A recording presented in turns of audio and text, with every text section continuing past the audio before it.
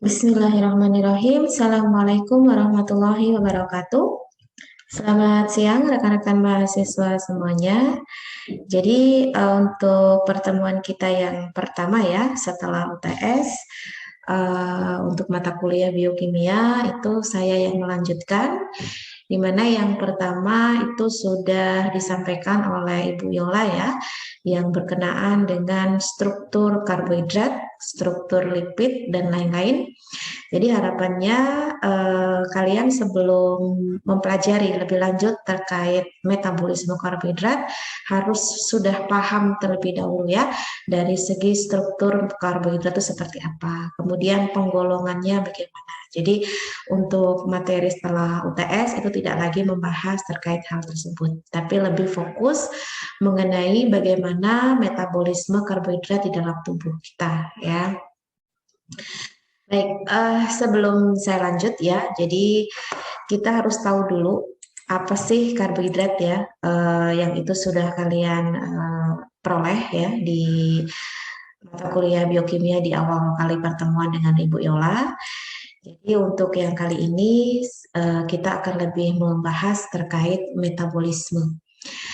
Jadi setelah tahu apa itu karbohidrat ya, kemudian harus tahu apa itu metabolisme. Ketika ada pertanyaan, apa itu metabolisme? Jadi kalian harus sudah paham ya, metabolisme itu apa. Jadi tidak lagi kita sering mengatakan metabolisme di dalam tubuh, metabolisme, tapi tidak tahu apa sih arti dari metabolisme itu ya. Jadi metabolisme itu sebetulnya bisa dilihat dari asal kata ya, asal kata dari bahasa Yunani yang itu berasal dari kata metabolismos ya, metabolismos ya itu berarti perubahan ya. Jadi untuk secara lebih jelasnya metabolisme itu adalah semua reaksi kimia yang terjadi di dalam organisme atau tubuh ya, termasuk pada tingkatan sel. Nah, metabolisme itu perannya apa? Apa yang terjadi kalau seandainya di dalam tubuh kita itu tidak terjadi metabolisme? Nah, ini yang akan menjadi hal yang harus digarisbawahi bahwasanya metabolisme itu bisa dikatakan sebuah proses yang wajib ya, dan harus itu terjadi di dalam tubuh manusia atau tubuh makhluk hidup ya. Apakah hanya pada manusia? Ya tentu tidak ya.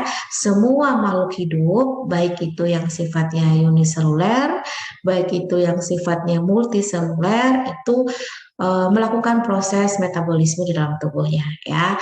Kita tahu bahwasanya semua makhluk hidup membutuhkan energi. Energi yang diolah dari asupan makanan, kalau itu adalah manusia dan hewan dan mikroorganisme, ya, di dalam tubuh harus ada proses reaksi yang merubah nutrisi tersebut sehingga dapat diserap oleh tubuh kita dan tubuh kita dapat mendapatkan energi. Itu prinsip singkatnya seperti itu, ya. Nah, kembali lagi untuk fungsi ya, fungsi metabolisme dalam tubuh kita itu untuk apa? Jadi ini yang perlu digarisbawahi ya. Yang pertama, metabolisme itu bertujuan untuk mengganti sel atau jaringan yang rusak. Bahwasanya kita tahu di dalam tubuh manusia itu proses dari semua yang ada dalam tubuh kita ya, itu harus ada pembaruan ya, harus ada sesuatu yang diganti. Artinya ketika tidak diganti itu akan berakibat buruk ya untuk tubuh kita. Oleh karena itu dengan adanya kerusakan-kerusakan yang terjadi itu harus ada pengganti yang baru.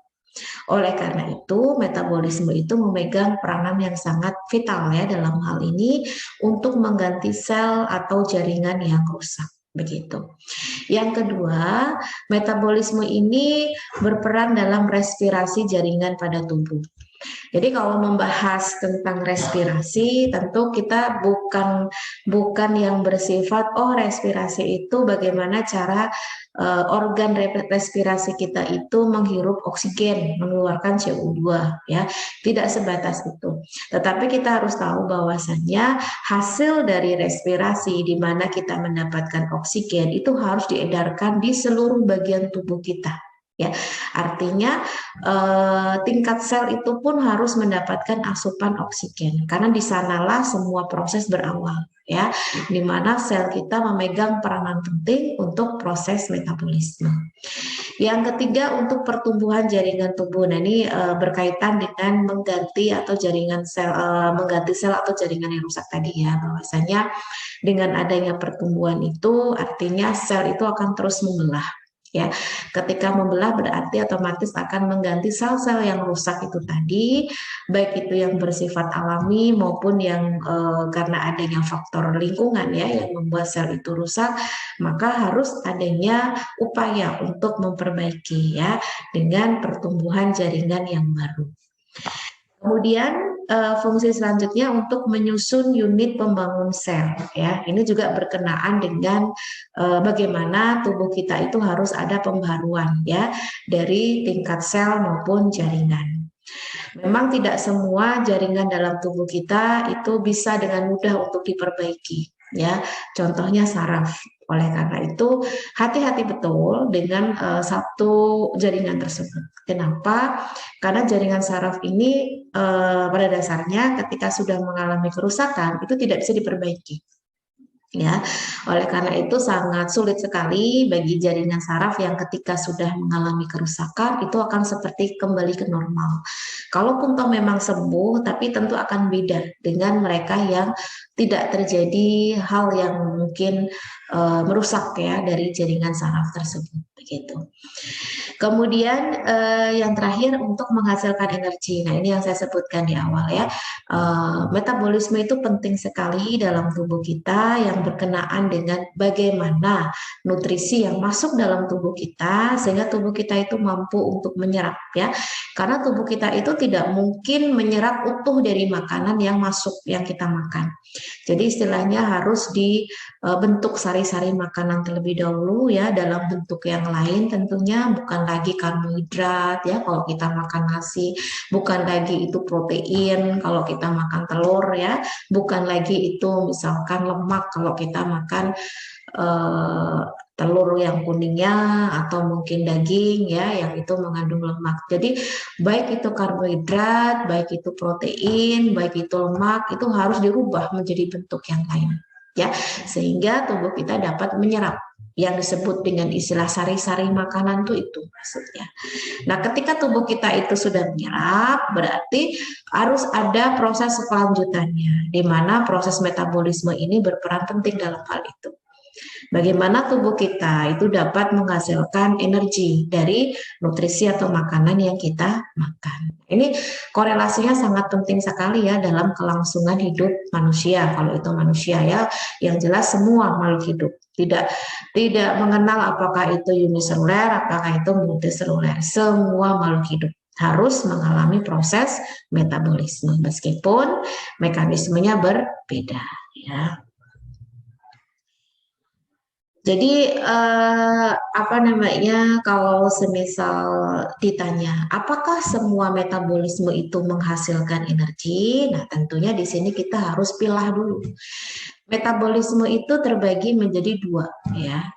Ada yang disebut sebagai katabolisme, ada yang disebut sebagai anabolisme. Jadi sebetulnya dari dua istilah ini tuh seimbang gitu ya. Artinya tidak selalu proses metabolisme itu menghasilkan energi ya. Artinya ada kalanya proses metabolisme itu menggunakan energi yang dihasilkan tadi. Jadi istilahnya itu ada yang menghasilkan, ada yang menggunakan. Tapi juga tidak mau digunakan terus tanpa adanya energi yang diproduksi, tidak. Ya, jadi seimbang, ada katabolisme, ada anabolisme. Kedua-duanya ini adalah proses metabolisme, proses reaksi kimia yang terjadi dalam tubuh manusia, begitu. Nah, apa perbedaannya? Di sini jelas ya bahwasanya dari segi pengertian, katabolisme itu adalah proses pembongkaran ya atau penghancuran atau penguraian ya. Kemudian kalau yang anabolisme itu kebalikannya, proses penyusunan atau sintesis. Sebetulnya kalau dilihat dari kalimatnya sudah jelas ya kalau itu adalah proses pembongkaran berarti sesuatu yang ukurannya besar ya, molekul yang ukurannya kompleks itu akan diubah dengan reaksi kimiawi menjadi senyawa yang lebih sederhana. Sedangkan yang anabolisme, karena di sini terjadi proses penyusunan atau sintesa, ya berarti dari sesuatu yang kecil atau molekul yang berukuran kecil atau yang sederhana itu akan dibentuk atau akan disusun atau akan disintesis. Jadi molekul yang bersifat kompleks. Nah itu tadi ya, jadi seimbang. Ada kalanya metabolisme itu berfungsi untuk membongkar, ada kalanya metabolisme itu yang bersifat anabolisme untuk menyusun gitu. Kemudian sifat. Nah, ini juga berkebalikan nih, berkebalikan yang memang tujuannya untuk menyeimbangkan. Untuk katabolisme dia bersifat eksergonik ya. Eksergonik itu maksudnya dia menghasilkan energi. Jadi tujuan pembongkaran yang dilakukan di dalam tubuh kita yang itu berawal dari molekul yang berukuran kompleks menjadi sederhana, itu tujuannya untuk menghasilkan energi. Ya, sedangkan yang anabolisme itu kebalikannya, karena dia proses penyusunan, ya, proses pembuatan, berarti kan ada sesuatu yang harus mendongkrak proses itu terjadi dengan mudah dan lancar, gitu ya. Makanya butuh yang namanya energi. Nah, jelas perbedaannya di sini. Kalau katabolisme karena dia membongkar, ya, mengurai, berarti dia menghasilkan energi. Sedangkan yang anabolisme karena terjadi proses penyusunan, terjadi proses sintesa, istilahnya dia itu membangun ya, membangun sesuatu yang ukurannya kecil-kecil menjadi sesuatu yang ukurannya besar. Otomatis dalam hal ini butuh yang namanya energi. Ya, jelas perbedaannya. Kemudian fungsi. Ya, ini fungsinya juga saling melengkapi satu dengan yang lainnya. Kalau katabolisme karena dia menghasilkan energi kan berarti dia menyediakan bahan baku ya untuk proses sintesa yang itu dilakukan pada tahap metabolisme jenis anabolisme ya. Jadi bahan bakunya berupa energi itulah yang nantinya akan digunakan dalam proses anabolisme. Sedangkan kalau anabolisme menggunakan energi yang dihasilkan pada saat metabolisme katabolisme ini untuk proses reaksi kimiawi dalam tubuh ya. Nah, contohnya kalau untuk yang katabolisme itu adalah respirasi sel ya. Jadi respirasi yang dilakukan pada tingkat sel. Kemudian yang anabolisme itu kalau pada tubuh manusia contohnya dalam proses sintesa protein begitu. Sedangkan kalau pada tumbuhan itu proses fotosintesis atau pembuatan makanan. Itulah kenapa fotosintesis itu juga membutuhkan energi. Tanpa adanya energi maka proses pemasakan makanan tidak akan terjadi ya. Jadi tahu bedanya.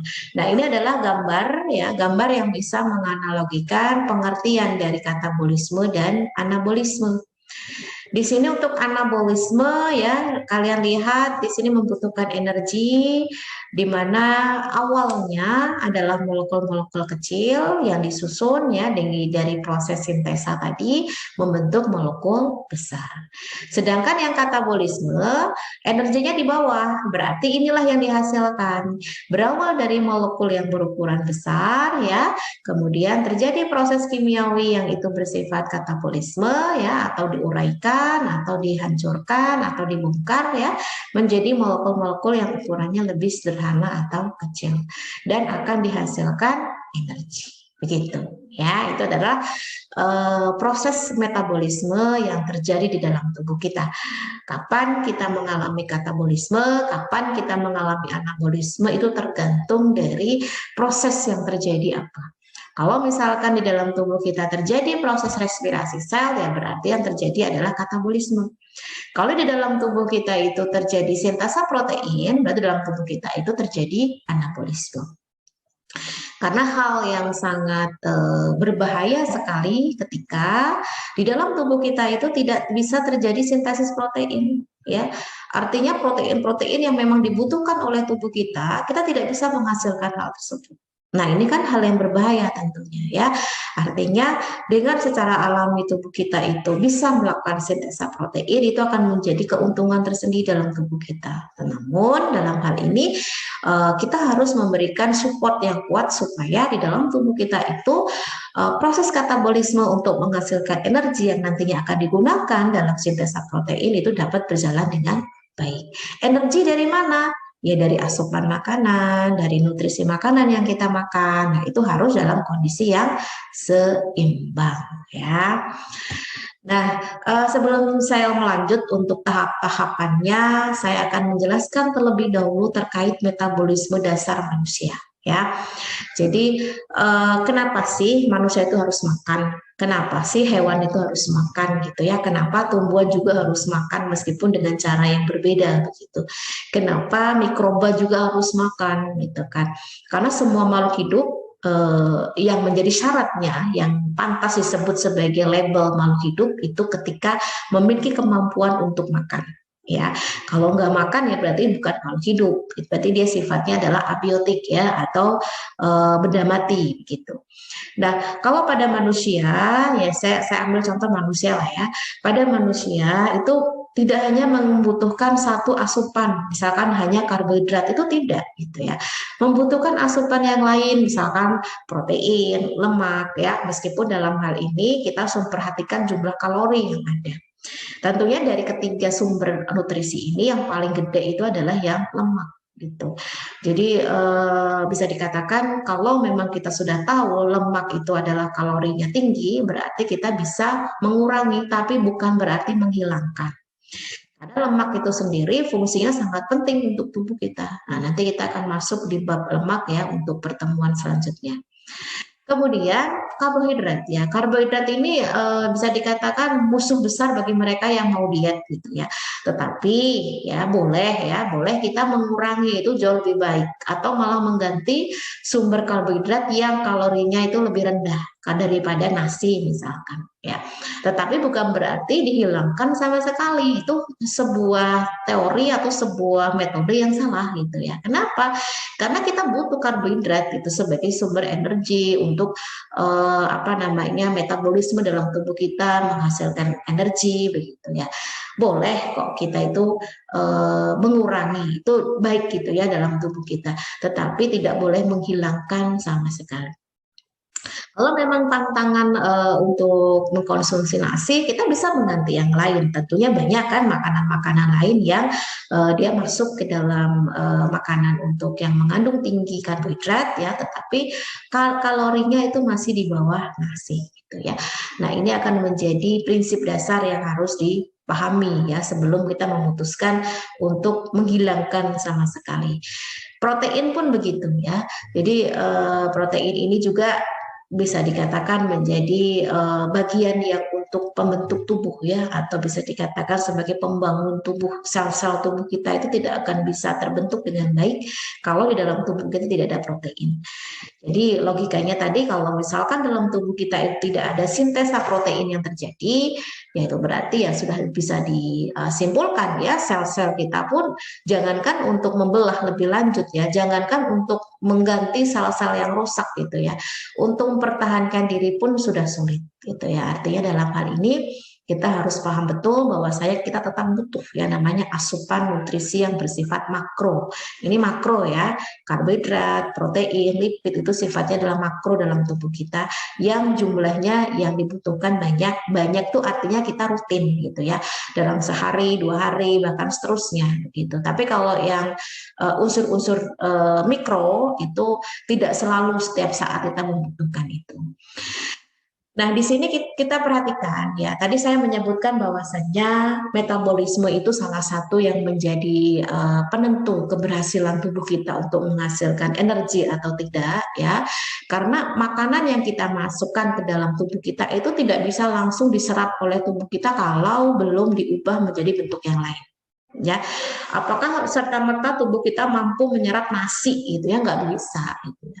Apakah mampu langsung menyerap telur yang kita makan, itu juga nggak bisa, harus diubah. Makanya dalam sistem pencernaan itu ada yang bersifat fisik, ada yang bersifat kimiawi.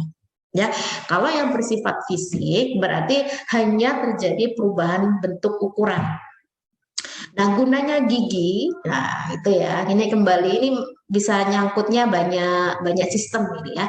Gunanya gigi itu kan sebagai penghancur, penghancur tapi dari skala fisik. gitu ya. Artinya akan memotong makanan-makanan yang masuk dalam tubuh kita menjadi ukuran yang lebih halus gitu. Makanya jangan sekali-sekali uji nyali ya, makan langsung ditelan gitu ya tanpa dikunyah gitu. Yang pertama itu bisa tersedak, yang kedua nanti lambungnya akan kerja ekstra. Nah, ini akan membuat lambung akan cepat mengalami kerusakan ya.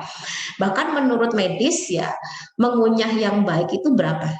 33 kali gitu ya. Tetapi itu kan jarang dilakukan oleh kita, apalagi yang jam terbangnya tinggi ya.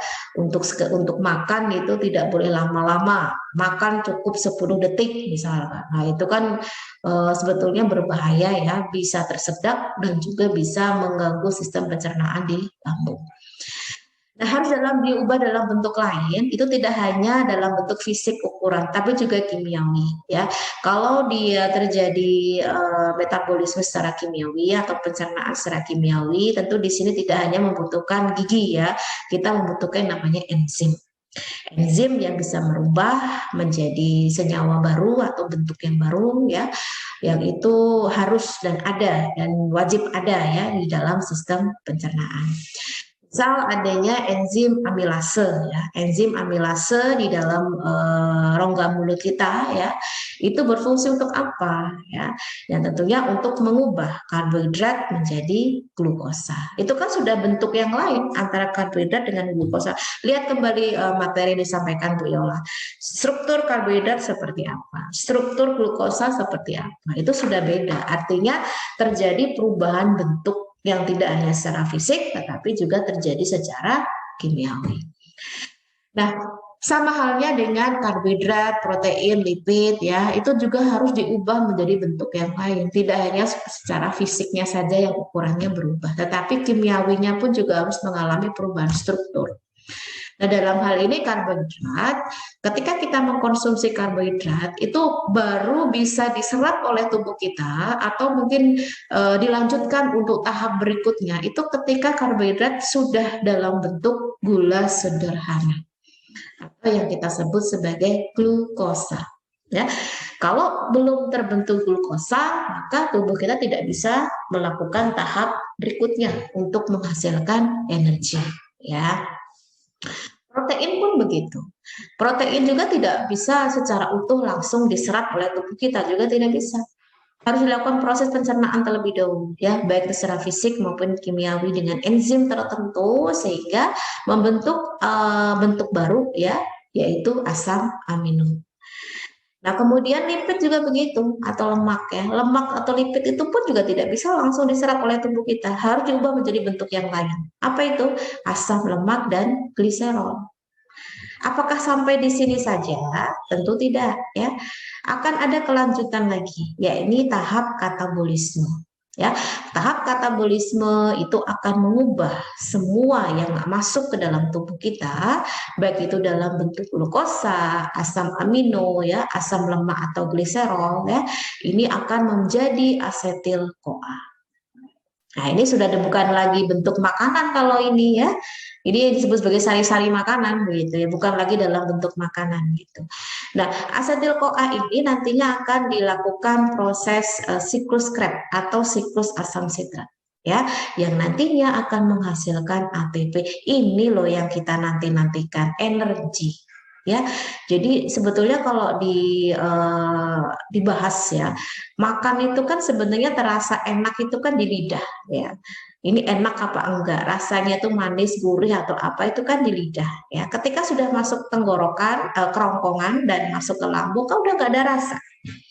Yang ada itu kita merasa kenyang begitu dan merasa kita kembali segar. Kenapa? Karena ATP ini dalam bentuk energinya ini sudah kita peroleh gitu ya. Jadi tapi itu sebuah nikmat yang luar biasa ya, ketika kita makan itu kita merasakan enak, merasakan rasa-rasa yang kita suka gitu ya, karena itu bisa mendorong kita supaya mau makan. Istilahnya kalau kita nggak punya rasa untuk apa ya, menikmati makanan, tentu kita akan enggan dan males gitu ya untuk makan, sehingga kita akan kekurangan energi. Contoh lah ya, dalam kondisi kita sakit misalkan, kan nafsu makan kita berkurang karena apa? Karena perasa kita itu mengalami kelemahan ya. Artinya kita akan merasakan rasa pahit gitu ya, sulit untuk merasakan makanan-makanan yang itu mungkin enak atau apa, itu jadi lenyap gitu ya rasa enaknya itu tadi. Akhirnya mengganggu ya, ketambah dengan kondisi lambung yang tidak baik, misalkan mual atau apa, itu akan mengganggu proses kita ingin makan. Nah, dari sini tentunya ini akan menjadi dasar ya, dasar untuk kalian memahami metabolisme yang terjadi dalam tubuh kita. Nanti kita akan urai satu persatu. Ternyata tidak sederhana itu, yang karbohidrat menjadi glukosa. Nah, ini perubahan dari karbohidrat ke glukosa ini tahapnya udah banyak banget gitu ya. Secara biokimiawinya banyak itu. Nah, itu kan sesuai dengan judul mata kuliah ya, biokimia gitu. Jadi tidak sesingkat itu, tidak sesimpel itu ya, tetapi juga harus diuraikan secara kimiawinya seperti apa ya. Oke, kita harus paham dulu bahwasanya untuk metabolisme karbohidrat di dalam tubuh kita sehingga akhirnya nanti akan dihasilkan energi ya dalam bentuk ATP, itu berarti kategorinya adalah katabolisme. Ya, untuk katabolisme kan berarti terjadi proses penguraian atau pembongkaran ya karbohidrat menjadi senyawa yang lebih sederhana. Nah, di dalam tubuh manusia itu bisa mengalami tipe respirasi karena memang contohnya respirasi tadi ya, respirasi yang bersifat aerob dan yang bersifat anaerob. Bedanya cuma satu kok, apa itu? Ketersediaan oksigen atau tidak. Kalau dia sifatnya adalah respirasi aerob, berarti dalam prosesnya itu dia membutuhkan oksigen. Ya. Nah, sedangkan kalau respirasi anaerob, ya berarti tidak ya, berarti tidak membutuhkan oksigen atau yang kita kenal sebagai fermentasi. Nah, sejauh ini saya yakin kalian pasti memahami fermentasi itu adalah proses dalam pembuatan makanan atau minuman ya, yang itu melibatkan mikroorganisme. Misalkan dalam pembuatan tape ya kan, atau susu fermentasi ya, yogurt. Nah, itu kan basisnya adalah fermentasi ya, proses fermentasi. Tapi apakah respirasi anaerob itu hanya terjadi pada proses pembuatan makanan ya? Ternyata tidak ya. Di dalam tubuh kita pun ternyata bisa terjadi proses fermentasi.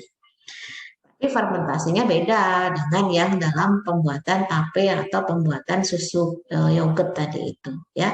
Kalau dalam tubuh kita itu fermentasinya disebut sebagai fermentasi asam laktat. Nah, nanti akan ada pembahasan terkait ini di akhir ya. Nah, kalau yang tadi makanan dan minuman tadi itu termasuk fermentasi alkohol begitu.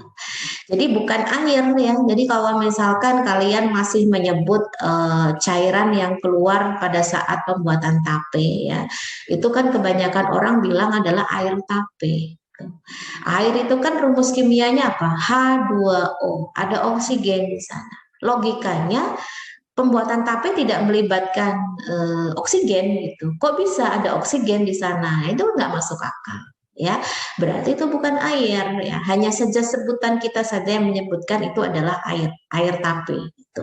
Itu adalah alkohol atau etanol ya. Etanol yang itu berasal dari tumbuhan.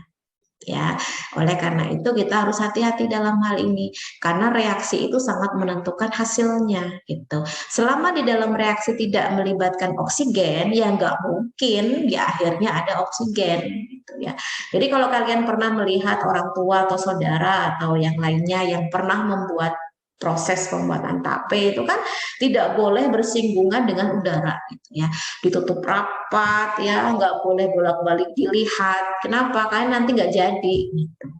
Kayak karena prosesnya ketika ada oksigen malah nggak jadi. Oleh karena itu harus di dalam kondisi yang kedap oksigen itu baru jadi gitu. Nah, itu ya. Jadi nanti kita akan belajar terkait respirasi aerob dan respirasi anaerob. Tapi untuk pertemuan kita yang pertama ini kita akan membahas yang respirasi aerob. Nah, kita tahu respirasi aerob itu proses kimiawinya sebetulnya singkat. Nah, C6H12O6 ini adalah karbohidrat. Ya, ini adalah rumus karbohidrat. Ya, silakan dibaca-baca lagi materi yang sudah disampaikan oleh Bu Yola ya terkait struktur karbohidrat. C6H12O6 ini adalah rumus kimiawi dari karbohidrat ya. Karena dia bersifat aerob, maka dia melibatkan oksigen. Lalu yang dihasilkan adalah CO2, H2O, dan ATP. Ya, ATP ini adalah energi yang itu dihasilkan ya di dalam proses katabolisme itu tadi. Jadi ketika ditanya apa tujuan kamu makan, ya, jadi tujuan makan tidak hanya sekedar mengejar kenyang, gitu ya, tetapi mengejar untuk kita bisa mendapatkan energi, gitu ya. Nah, di sini dihasilkan air atau H2O ya dan CO2. Nah, CO2 inilah yang nantinya akan dikeluarkan dalam proses respirasi gitu ya, yang memang itu tidak dibutuhkan oleh tubuh kita sehingga harus dikeluarkan. Berapa sistem yang ikut apa namanya mengatur proses ini semua? Sistem pencernaan ya, sistem respirasi, apalagi ya sistem kardiovaskuler. Kok bisa? Nah, sekarang yang menukar atau menyaring perubahan dari oksigen menjadi CO2 itu kan adanya di jantung kan. Nah, itu yang sudah saya sampaikan di materi Anfisman sebelumnya. Begitu. Jadi semua itu saling keterkaitan. Jadi tidak mungkin kita hanya bertahan di dalam satu sistem. Jadi kalau semisal dalam tubuh kita itu ada satu sistem saja tidak ada, ya berarti tentu akan mengalami hal-hal yang berdampak buruk dalam tubuh kita. Gitu. Nah, di dalam respirasi aerob itu ada beberapa tahap ya. Ada tahap glikolisis. Ini akan kita bahas hari ini.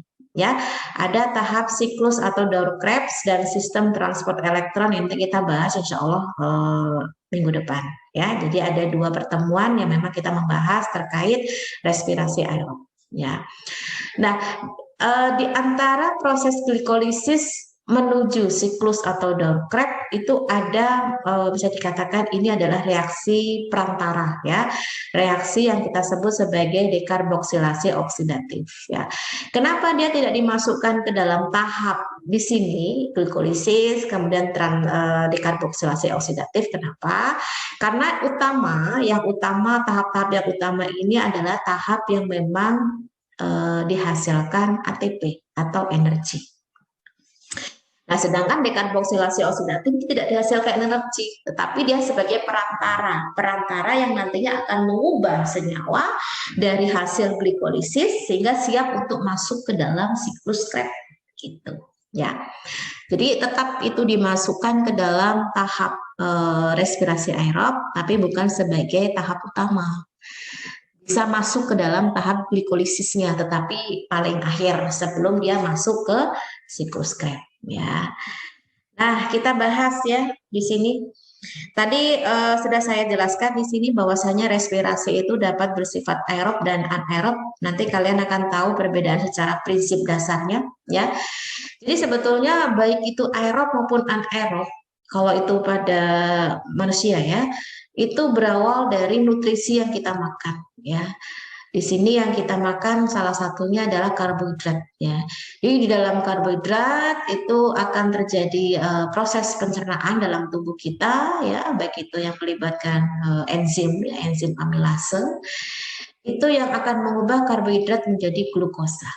Nah, glukosa di sini tentunya akan menjadi bahan utama ya, bahan utama nantinya akan terbentuk energi.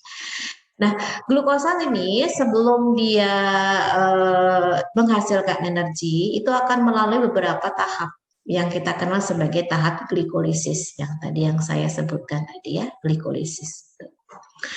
Nah, glikolisis ini ya yang akan mengubah glukosa itu menjadi pirufat atau asam pirufat. Ya, tentu di antara glukosa menjadi pirufat ini tahapnya banyak ini. Nanti akan saya uraikan satu persatu tahapnya apa saja yang terjadi ya. Nah, setelah menjadi asam pirufat, nah ini jawabannya tergantung di sini. Apakah dia termasuk aerob atau bukan aerob atau yang anaerob. gitu.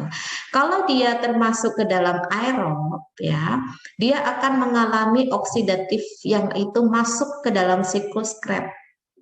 Ya, di dalam siklus Krebs ini akan terjadi reaksi-reaksi kimiawi yang lain ya, sehingga nantinya akan membentuk energi sebesar 36 ATP tadi ya, yang nantinya akan mengalami fosforilasi oksidatif yang menghasilkan CO2 dan H2O. Nah, ini reaksi ini.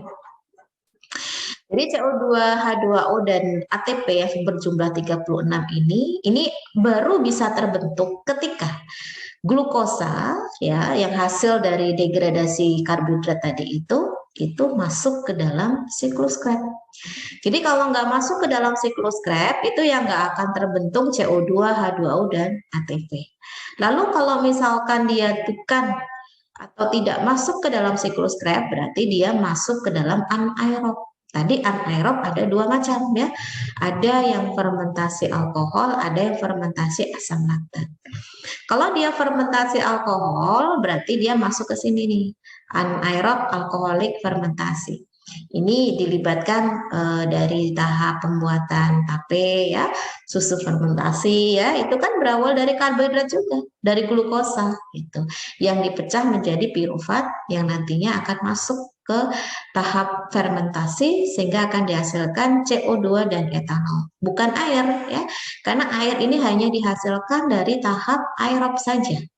Karena dalam aerob tentu tersedia oksigen, sedangkan kalau yang fermentasi tidak, makanya tidak pernah dihasilkan etanol. Ini kalau terjadi pada proses pembuatan makanan atau minuman berfermentasi ya. Nah, kalau dalam tubuh manusia, ternyata bisa juga tubuh kita itu melakukan respirasi secara anaerob tanpa adanya oksigen ya, yang kita kenal sebagai anaerob homolaktik. Nah, ini terjadi pada otot ya, pada saat kita lelah ya, di mana asupan oksigen ini kan harus disebar ke bagian-bagian vital ya, tidak boleh tertunda. Kalau sampai tertunda nanti kita akan kekurangan oksigen begitu ya, itu akan berakibat fatal. Nah, biasanya nanti di otot itu akan merasakan kita pegel ya, kita sakit atau nyeri segala macam ya. Misalkan kita habis naik tangga 10 kali gitu ya, habis lari-lari 10 mengelilingi lapangan misalkan. Nah, itu kan otot-otot kita akan merasakan kayak ada penumpukan-penumpukan yang bikin pegel. Nah, penumpukan itu adalah penumpukan asam laktat. Jadi asam laktat yang hasil dari proses anaerob homolaktik itu. Nah, itu terjadi secara anaerob begitu, tanpa adanya oksigen. Apakah menghasilkan ATP? Menghasilkan. Gitu. Karena memang tujuan dari metabolisme ini kan menghasilkan ATP semua, menghasilkan energi semua. Jadi jangan tidak terima ketika otot kita itu merasa sakit atau merasa pegel gitu. Itu adalah proses untuk mendapatkan energi gitu. Kalau nggak gitu tubuh kita kolaps ya.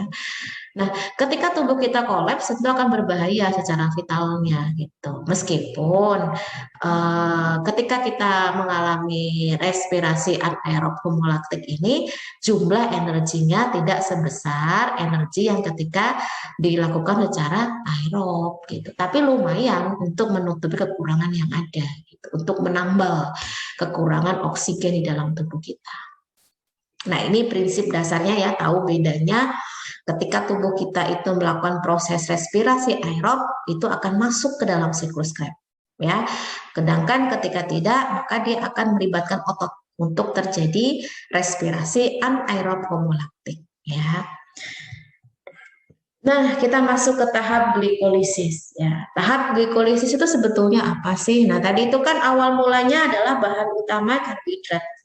Jadi karbohidrat tidak mungkin bisa langsung diserap oleh tubuh kita kalau tidak terjadi adanya pencernaan yang merubah baik itu secara fisik maupun kimiawi dari karbohidrat tersebut, yakni dengan cara glikolisis. Jadi glikolisis ini adalah tahap pertama pada respirasi aerob yang itu terjadi di dalam sitoplasma sel.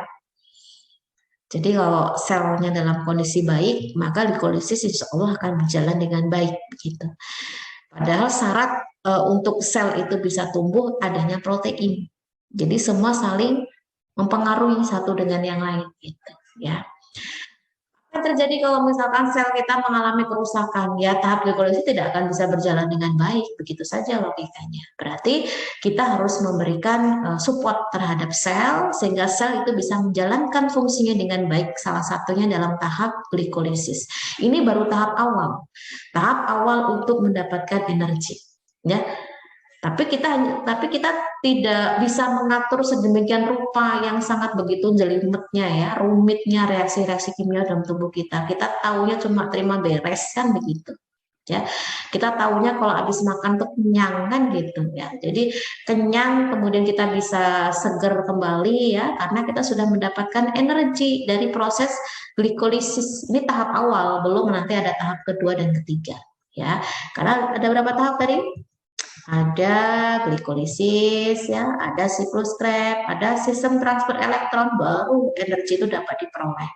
Kalau belum melalui tahap-tahap ini, maka energi ATP-nya belum dapat diambil, kan begitu.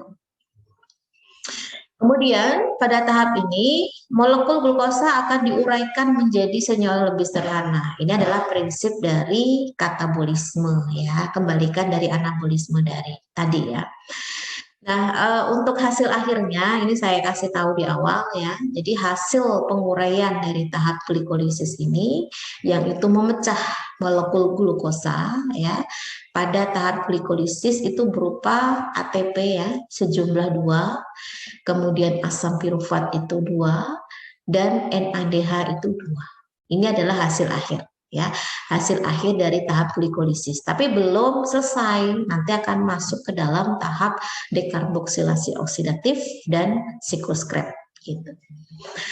Nah, ini adalah jalur tahapan glikolisis ya. Jadi seperti inilah rangkaian reaksi kimiawinya ya, yang kayaknya simple banget ya. Perubahan glukosa menjadi asam pirufat selesai. Tapi ternyata rangkaiannya panjang banget gitu. Ada 2 tahap dalam glikolisis ya, tahap 1 dan tahap 2. Jadi tahap 1 itu ketika awal mula glukosa itu dipecah dari karbohidrat pada sistem pencernaan itu akan diubah menjadi satu tingkat ya. Glukosa menjadi glukosa 6 fosfat ya, kemudian diubah lagi menjadi fruktosa 6 fosfat ya, diubah lagi menjadi fruktosa 16 bifosfat, baru diubah menjadi fosfogliseraldehid. Nah, inilah tahap 1. Apakah sudah selesai? Ya belum, karena belum mencapai asam pirufat. Karena hasil akhirnya untuk lanjut ke tahap berikutnya adalah asam pirufat ini. Gitu. Kalau belum terbentuk asam pirufat, maka belum. Kemudian dari fosfogliseraldehid ya itu akan diubah menjadi 1,3 bifosfogliserat ya. Kemudian diubah menjadi 3 fosfogliserat, kemudian menjadi 2 fosfogliserat, kemudian menjadi fosfoenol pirufat, baru terbentuklah asam pirufat.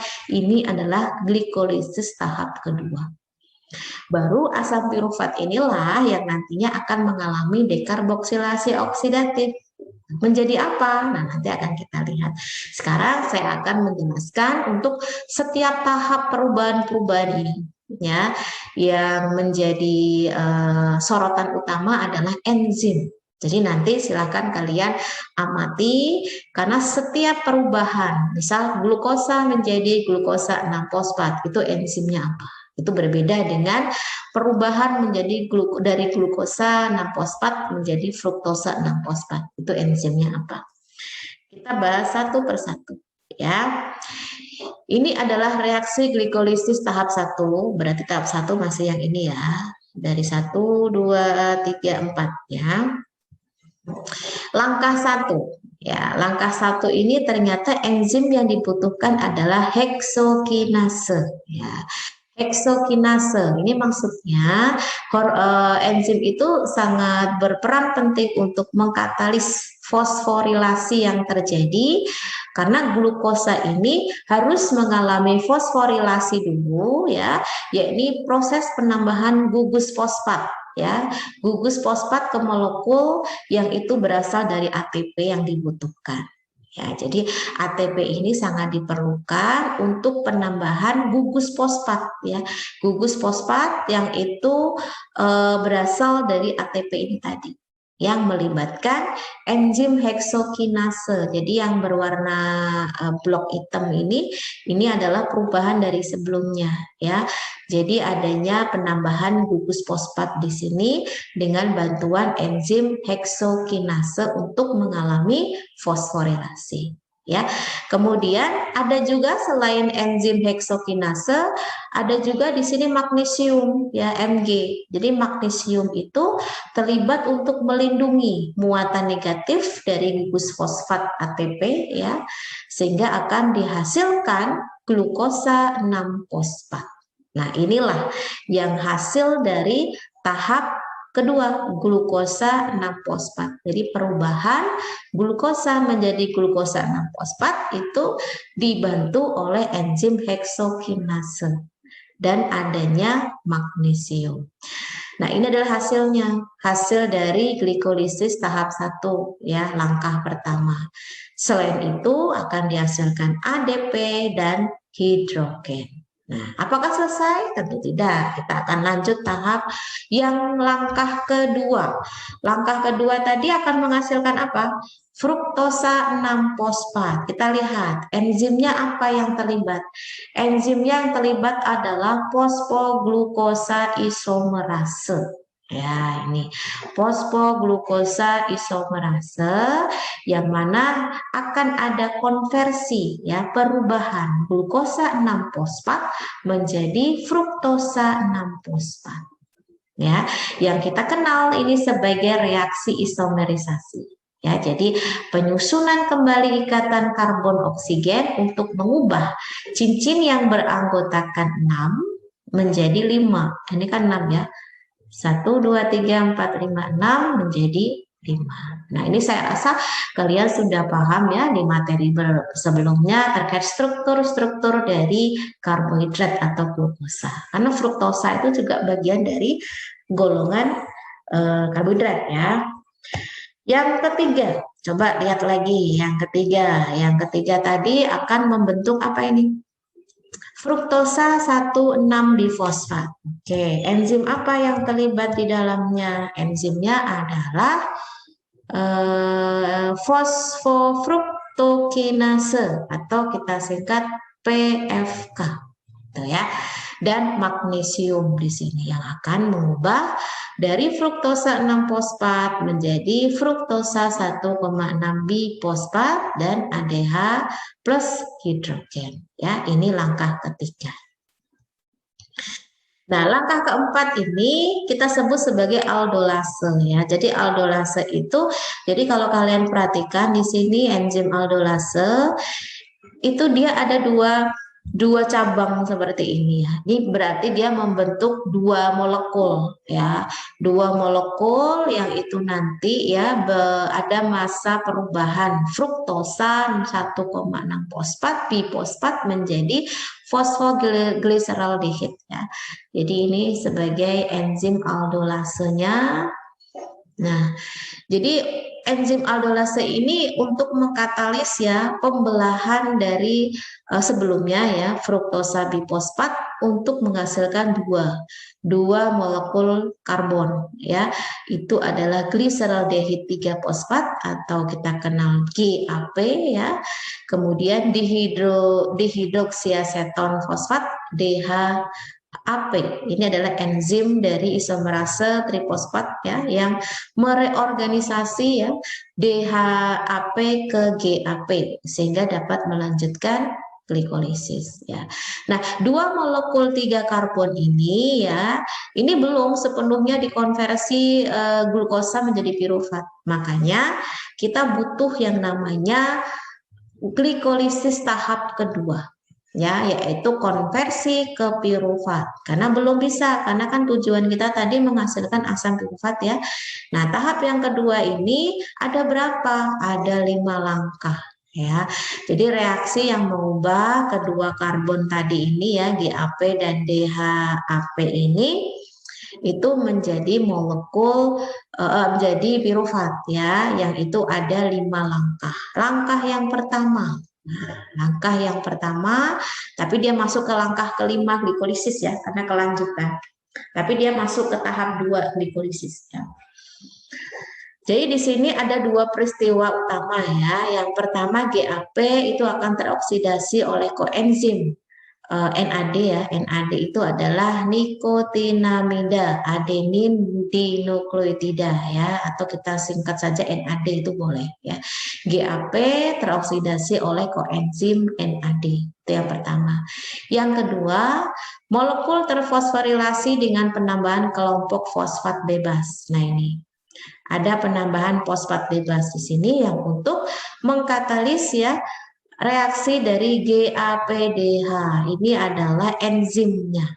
Enzim yang dilibatkan dalam reaksi ini untuk mengubah gliseraldehid 3 fosfat atau GAP menjadi 1,3 bisfosfoglycerat ya.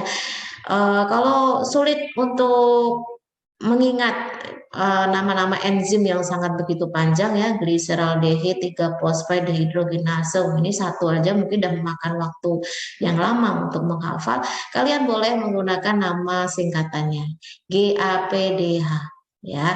GAPDH ini adalah enzim yang terlibat dalam proses perubahan GAP menjadi 1,3 bisfosfoglycerat ya. Jadi ini menjadi langkah yang kelima dalam keseluruhan dari tahap glikolisis. Kemudian langkah yang keenam, apa enzim yang terlibat di sini ya? Enzimnya adalah kinase fosfoglycerat atau kita singkat PGK ya, di mana PGK ini dibantu oleh adanya magnesium atau Mg ya, yang nantinya akan mengubah hasil dari reaksi glikolisis tahap 2 langkah 5 tadi, yaitu 1,3 bisfosfoglycerat dengan adanya ADP ya, dengan adanya ADP menjadi 3 fosfoglycerat dan dihasilkan ATP. Nah, ini sudah dibentuk ATP di sini berarti. Jadi kalau misalkan sebelum-sebelumnya ini belum ada ATP, nah di tahap yang atau langkah yang kelima ini ya, itu sudah dibentuk ATP di sana, atau energi yang memang siap untuk digunakan begitu. Nah, kemudian lanjut ke tahap ketujuh, langkah ketujuh ya. Jadi di sini terjadi pemindahan gugus fosfat ya pada 3 fosfoglycerat, nih yang di blok hitam ini, oleh enzim fosfoglycerat mutase atau disingkat PGM ya, menjadi 2 fosfoglycerat. Jadi dia ada pemindahan di struktur cabang nomor 2. Nah, ini karbon ya, karbon nomor 2. Jadi kan awalnya karbon nomor 3 ya. Jadi sekarang pindah ke karbon nomor 2. Kemudian langkah yang ke-8 itu melibatkan enzim enolase. Jadi enzim enolase ini yang akan mengkonversi 2 fosfoglycerat menjadi fosfoenol pirufat ya ini, dan dihasilkan air atau H2O gitu ya. Kemudian langkah yang ke-9 ini akan dibantu oleh enzim pirufat kinase. Nah, pirufat kinase ini sudah menjadi langkah yang terakhir ya untuk terbentuknya asam pirufat, karena sudah adanya enzim pirufat kinase ya, yang itu mengubah fosfoenol pirufat menjadi pirufat ya, dengan bantuan ADP dan hidrogen membentuk pirufat dan ATP. Nah, apakah asam pirufat ini yang dihasilkan di langkah 9 ini dari proses glikolisis ya sudah bisa langsung masuk ke siklus Krebs? Tentu tidak ya. Kita membutuhkan persiapan ya, atau yang kita kenal sebagai reaksi perantara ya, yang kita kenal itu disebut sebagai tahap dekarboksilasi oksidatif. Diubah menjadi apa asam pirufat itu baru bisa masuk ke dalam siklus Krebs? Harus diubah dulu menjadi asetil koenzim A atau asetil CoA. Jadi tahap dekarboksilasi oksidatif ini memang tidak dihasilkan ATP, tidak. Tetapi ini menjadi hal yang vital karena asam pirufat yang dihasilkan sebelumnya ini harus diubah dulu menjadi asetil-CoA. Baru asetil-CoA bisa masuk ke dalam siklus Krebs. Di awal saya sudah menyebutkan secara prinsip dasar metabolisme pada manusia ya. Jadi sebelum dia masuk ke dalam siklus asam sitrat atau siklus Krebs, dia harus diubah dulu menjadi asetil-CoA. Nah, asetil-CoA ini merupakan hasil dari asam pirufat yang dihasilkan dari tahap glikolisis ya menjadi asetil-CoA yang itu melalui dekarboksilasi oksidatif. Jadi meskipun dekarboksilasi oksidatif tidak masuk ke dalam tahap utama dalam respirasi aerob ya, yang itu menghasilkan oksigen, tetapi sangat penting ini harus ada. Tanpa adanya dekarboksilasi oksidatif, tentunya asam pirufat tidak mungkin bisa masuk ke siklus Krebs. Karena yang mengubah asam pirufat menjadi asetil-CoA itu di tahap dekarboksilasi oksidatif ya. Oke,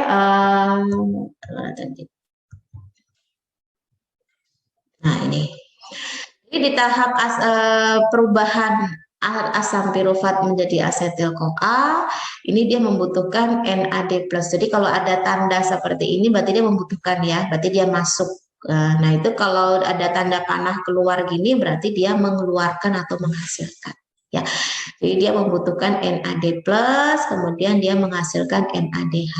Ya, kemudian dia membutuhkan koenzim A di sini, kemudian mengeluarkan CO2 sehingga diperoleh asam piruvatnya ini menjadi asetil-CoA atau CoA ya.